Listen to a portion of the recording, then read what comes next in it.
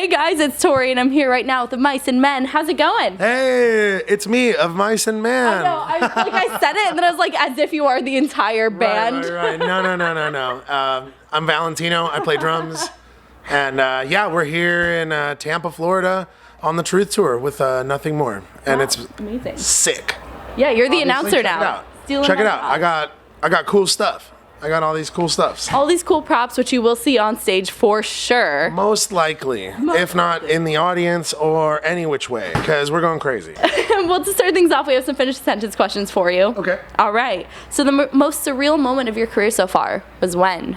2 summers ago, we were out in Clisson, France, and we were playing at the Hellfest, and we played in front of like 50,000 people, and then walked off stage, and Prophets of Rage started playing right next to us. So I literally handed my drumsticks back to my tech, walked right next to the side of that stage, and I got to watch Prophets of Rage immediately after finishing my set on the stage right next to me. It was just, that's absolutely fully surreal for me to get to see musicians of that caliber that I grew up looking at on my bedroom walls, and then to be in my life playing right alongside me is just incredible. Yeah, and I can't even fathom 50,000 people. Like, that is so many people. It is pretty unbelievable, and I'd be lying if I said it doesn't, like, you don't, like, you look out there and you go, oh my God, don't fuck up. I was gonna say, like, at what point do you start getting nervous? Is that the point? It's kind of like, I try not to psych myself out beforehand, and it's just kind of like, we get pumped up, we say our chant right before we go on, and then we go out there, and I just try, and as soon as I get to my drums, I go like, I try and I take a snapshot, and I look out there and I go, this is incredible, don't ever forget this moment. Yeah. Like, it's so surreal, because it's what everyone dreams of. Yeah. And it's like, and you never think it could be possible, and then one day you're there, and you like, oh shit, I need to be present in this moment. I need to understand and appreciate this moment.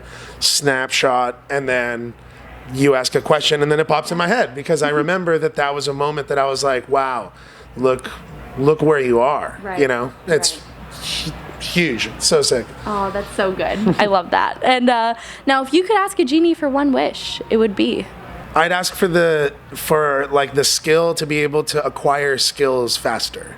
So if I don't want to not put in the work, because that's half of what gets you to where you are with knowledge and experience, but I'd want to be able to acquire skills at a faster pace, so then I could learn more. Expedite the process. Exactly. So, and that probably, hopefully, would not get me into any trouble, because then it's not like I'm not like this power super brain or something that just can just.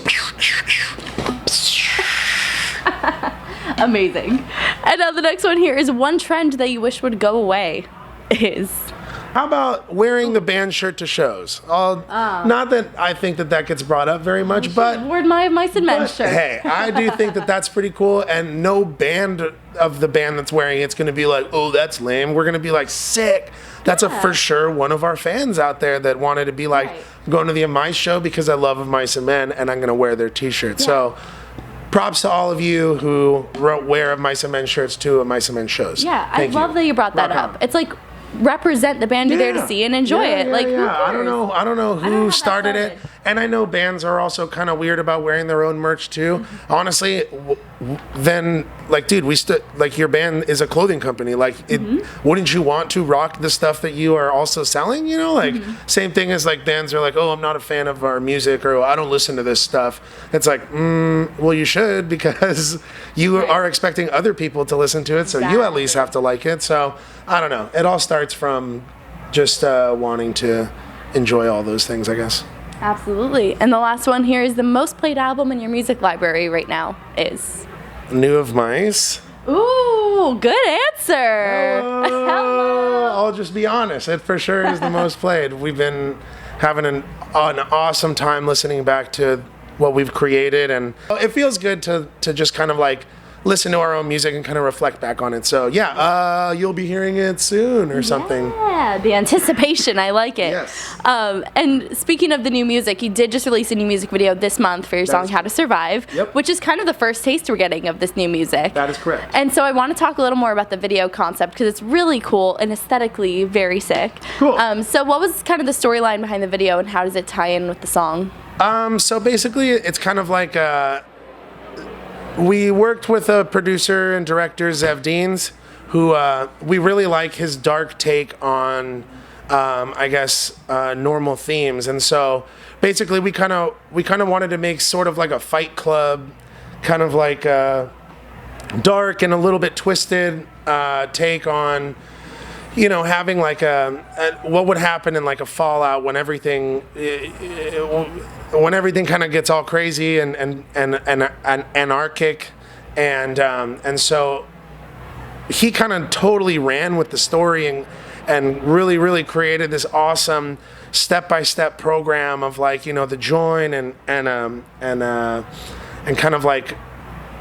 It was really interesting how he was able to bring all that stuff to the table, and it was like one of the first music videos that we've shot that was like fully green screen too, and so that was kind of a really cool experience to then see ourselves fully immersed in this like post-apocalyptic war zone that was like, I don't know, it totally seemed like a dream that like we did a bunch of shooting one day and then we got the video back and we were like, oh my God, this is like, so that's what all that was, that's what they were doing for that and this and that. And so he took the ball and ran with it, and it was really exciting to get to work with somebody creative like that, because a lot of the times, if you just make a music video that's just saying what the lyrics are saying, it's kind of like, then it's done, then that's that, and it kind of like seals the fate of the visual aspect or the mental aspect of what you hear when you listen to the song. So we kind of wanted something that was a little off the wall, that kind of made people like, oh, I never would have thought of something like that, and then it creates a conversation, and that's kind of what we were trying to do with that, and just kind of like have fun and shoot a crazy animated video. Hell yeah, I love that. Felt like a little movie star for a day, for sure. Seriously, that's literally what it felt like. It was so bizarre and so like, oh, so that's how like movies work and stuff. And it was a really cool experience to get to do something like that. Amazing. Just when you think you've done it all, they throw a music video like that at us and we're like, whoa, it's actually really fun. Yeah, definitely a lot of room for creativity there. For sure. Yeah, and why did you choose this song to be the first impression of the new music? Well, we wanted to play it live first, so we were trying to think of like, what are we going to come out of the gates with that we're going to be on tour with Nothing More. We want to have a new song out, and we want to just come and kick the door down. Yeah. That is the kick the door down song on, you know, that we really felt like was like a boom, here we are, and it's a thrashy one. It's one of the faster ones too, so that's been super fun, getting people pumped up and the circle pits going. And I mean, shit, the other night they were doing Walls of Death, like just they already opened it up. They were like, oh, the new song, okay, and they just freaking leveled the whole pit like for that song too. So it's definitely going over live well, and we've just been having a blast playing it. So that was kind of the reason why is we'll always play the songs live that we think we're gonna have fun playing live. 100%. 100%. And speaking of just the new album in general, how is it gonna compare to previous releases? What's making this one different? Well, we worked with a really sick producer, Josh Wilbur, producer, Josh Wilbur, and he's done almost every Lamb of God record.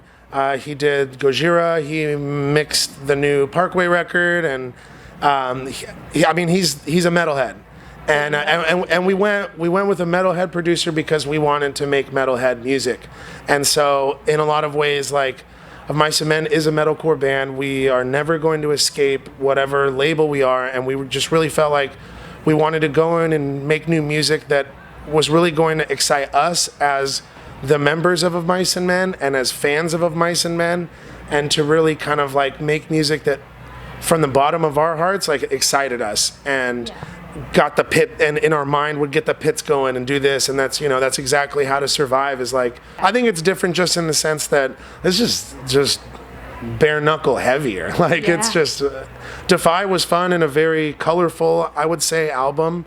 and across the spectrum of what we consider to be heavy music, whether it's emotionally heavy or actually drop-tuned, heavy kind of shit. But this album is just, or the collection of what we've got coming up is, it's really exciting because it's heavy. Good. That's what I love to hear. Cool. And I think that's what everyone low-key really wants, too. Everyone's always like, make it heavier. Yeah. And at the same time, like, that's fun for us, and we'll always be a heavy band, and you can always count on us to do stuff like that. And we kind of just realized we need to be the best and sickest of mice and men that we can be, because if we won't do it, who will? You know, we got to do it. So I support that message. Sick. Yes, and you are on this tour right now with Nothing More. Yep. And what's really unique about this tour is that there is a presence of a couple organizations out here. You have Head Count, which is registering new voters, and Tori Love on Her Arms, raising awareness for mental health. So you guys as a band, are there any causes that are really near and dear to your heart, social, political, causes that you want to raise awareness for? I mean, absolutely. Like right now, the companies that we're out with too, another company that we work for is Music for Relief. Amazing. And they help out when national disasters strike, gets the music community together and raises money and has everybody use their platform in order to bring awareness to these places that are not built for, you know, natural disasters and stuff. And as our entire climate is changing and our world is changing and the world that our children are going to have it's a really, really scary place, that us as people of importance, so to say, because we are musicians or voices that people look up to, you know, that we feel like it's super important to bring awareness to climate change and bring awareness to countries that would need the help of us, you know, and of musicians and artists and stuff like that. So I think it kind of pisses me off when people are like, oh, just shut up and play music and stuff like that. And it's like, you know, yeah, it does go hand in hand, and I'm sorry that people don't really like that, but that's what it is, man. Like, we're out here commentating on society, commentating on our life, and making people know that their voice can be heard. You just have to use the right avenues in order to be heard. Don't be an internet troll telling people how to live. Go out and make the change that you want to see. Right. And you have to do that. And if you're all talking no mosh, then you're not even in the pit anyway, so I can't even fuck with you. Damn, too real. I think it's so great to be able to use your platform responsibly and do something good with it. As much as, you know, it is about the music, you also have a voice. So great to see you're using it. Not everybody what they think is correct, but I think standing behind humanity and standing behind helping people, that is always something that is what is supposed to be done. As any able-bodied human, you have to know that if you can help people, you absolutely should. Yeah. So get out there and make a change. Yes, love to see it. And you are on the tour right now, as we mentioned. What else is coming up for you guys after this that I can look forward to? So we have like 2 weeks off in between this, and then we go back out on the road with our dudes in Beartooth, which we're super pumped about because we've been trying to get that bill together for a long time. About time. Then we've got some U.S. festivals here and there in June and July. And then we go overseas, and we're doing our very first European metal festival run, which is another reason for new music, because we want to get out there and just melt faces. So we'll be spending most of our after summer doing that, and then more stuff in the works. New this, new that, new this, new that. Just keep up with us. There's a lot of new and exciting stuff happening right now. Yes, the wheels are churning, things are happening, and I love to hear it. We're shoveling it into the engine. Amazing. Well, thank you so much for hanging out. It was great talking to you. And everybody watching, if you haven't already, check out Of Mice and Men. Subscribe for more videos, and we'll catch you later. Bye.